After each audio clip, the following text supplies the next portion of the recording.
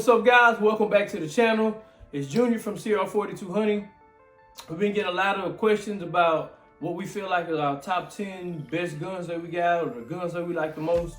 So today, I got what I have right now is my top. I think I grabbed 9 pistols, shotties, rifles.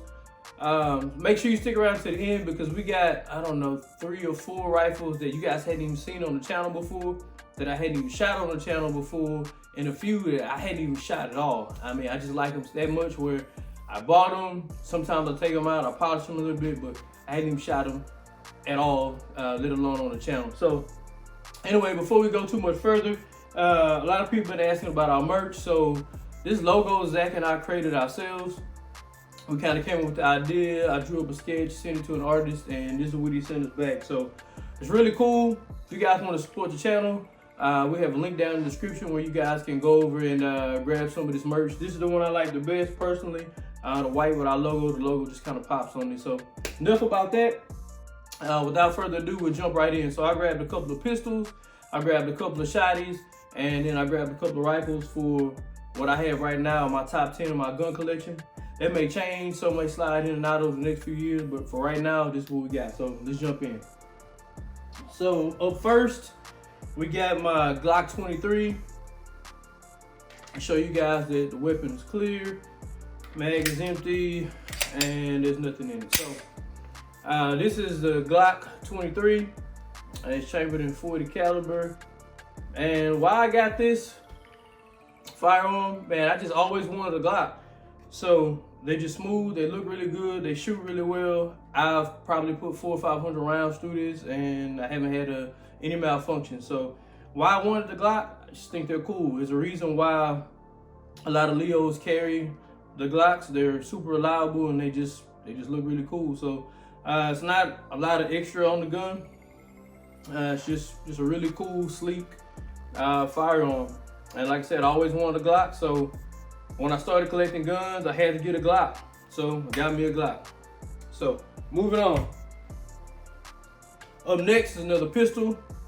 It's my Canik TP9 Elite SC subcompact, and this is my daily carry. So I'll show you guys again that the weapon is clear. So I did a review a few months ago on this firearm, on this pistol. And I told you guys what I liked best about it was the Battlefield Trophy, and this light probably didn't even do it any justice, but the Battlefield Trophy finish that's on this thing, that's really what caught my eye when I got this. It's just, man, it's just a good looking pistol. As far as the shooting goes, I didn't talk about it much on the review video, but the pistol, I mean the trigger on this thing is amazing. It's got a good crisp break on the trigger. Just a really good shooting pistol. And I've probably put 200 or 300 rounds through this thing, and so far I haven't had any malfunctions. And they say these Caniks get better, just like most pistols, the more time you shoot it. So it's been super accurate. Like I said, it's my daily carry right now. So I got the Canik because I saw it in the store and I was like, man, that thing just looks good. It's just a good looking pistol, man. So I had to grab it. If you're looking for something new, something different, those Caniks are great. All right, so we'll move on from the pistols onto the shotgun. So this shotgun is this is actually probably the first firearm I bought. So I grew up in the country, grew up doing a lot of hunting, and I had a rifle that I actually sold. It's the only gun I've ever sold. So I was 18 years old. I met a girl, which is now my wife, and it was Christmas time. I ain't have no money, so I sold it. It's the only rifle I've ever sold. It was 270. It was my hunting rifle. So we were living together, I don't know, maybe a year or so before we got married. Our house got broke into, and I didn't have any firearms. And I went out a few days later, and this was my first pickup. So this was actually, since I was an adult, this was the first weapon I picked up. This is a Mossberg sawed-off shotgun. Nothing special about it, but man, it's just sexy. So it's still in my top 10, only because it's got a lot of nostalgia for me. Man, and it's nothing like just hearing that sound, man. It doesn't matter who you are, where you are. You know when you hear that sound, you know it's time to get down, man. That sound is just It's one of a kind. So like I said, this is my sawed-off shotgun Mossberg, and it's in my top 10 because I just love it. Love that sound, love that action. All right, up next, we got another shotgun. This is my Fortuna. This is TriStar. Show you guys that it's clear here. And the reason I got this shotgun, well, I guess it was twofold. So I was doing some ski shooting competition, and I didn't want the standard, over under that most guys get when they do ski. I wanted something that was different. So you can actually load. You can load here in the side port, and you can actually load one in the bottom, and then you can get 2 shots without having to reload. So it doesn't have the standard pump action. But anyway, super cool. The finish on this thing is just beautiful. I don't know if you guys can see that engraving here, but it's got engraving on both sides there. So the reason I got this one was for the ski competition that I was doing. I wanted something different, and the finish on this thing was just beautiful, so I had to pick it up. I don't shoot it a lot. If I'm out shooting ski with some of my friends, sometimes, I'll shoot it, but anyway, it's a super good looking shotgun, and I just like the way it looks, so that's why she's in my top 10. All right, moving on to my rifles. So this rifle you guys have seen on the channel. This is my 6.8 Western. I've had it for, I don't know, month and a half. So it's a 26-inch barrel. It came like this outside of obviously the scope, the optic that we put on it. But I've shot it, I don't know, 20, 25 times or so, and it's in my top 10 because it's an outstanding caliber, it's an outstanding rifle, and it probably will be for many years to come. I got a feeling that this thing is gonna make a lot of noise in the industry for a long time. So this is my 6.8 Western. This is Browning. It's got the adjustable cheek rise on it, and the trigger, it's got their AccuTrigger. Trigger is great, man. It's a great trigger. So any of my friends that have shot this thing so far have all said the same thing. It's almost perfect. It's hard to beat. Not too much recoil, but you still get the same energy from a Magnum. So anyway, my 6.8 Western made my list. My list could change over the next few years, or maybe some of these will drop off and some more drop in. But right now, 6.8 Western is in my top 10. Up next, man, we got my Century Arms AK-47. As you can see, it doesn't have the traditional AK-47 look to it. That's because I blacked it out, put a little kit on it. Weapons clear. But again, this is, if you own rifles and you like shooting, man, you can't not have an AK-47. So that's why I got it. That's why it's in my top 10. Kind of like the shotgun. When you hear that sound, man, you know what time it is. You know it's an AK. So this is just fun to shoot. It's fun to mag dump these things. Haven't shot this one in a while. I think when we first started doing videos a couple of months ago, we shot this in a couple of videos, but we haven't shot it in a while. We'll probably take it back out and run some more rounds through it. But yeah, this is my Century Arms AK-47. I think, yeah, this is collapsible. So this will go down and swivel. So I can clear room with this thing. Actually, I had to modify it a little bit to be able to mount this scope onto it. So it wasn't easy to mount that, but we got it done. Then obviously I could take this off, and we got the iron sights that you can use too, traditional iron sights. But anyway, this is my Century Arms AK-47. There are times where I wish I hadn't blacked it out, but I did, and I still got all the pieces, so maybe one day I'll take the pieces back off and run it back to traditional AK-47. But this is my Century Arms AK-47. I made the list because AKs are just cool. All right, up next, told you guys to make sure you stick around. The next 3 rifles have never been shown on the channel before, and 2 of these 3 I haven't even shot before. So next is my Henry 4570. This rifle I've had for a couple of months, and like I said, I haven't even shot it. I had my eye on it for a while.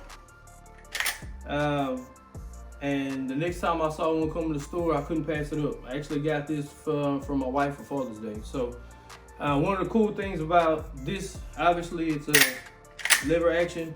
Beyond that, it's got a hexagonal barrel on it, and this is 4570. So this is, you know, obviously chamber for taking down very, very big, dangerous game, large game.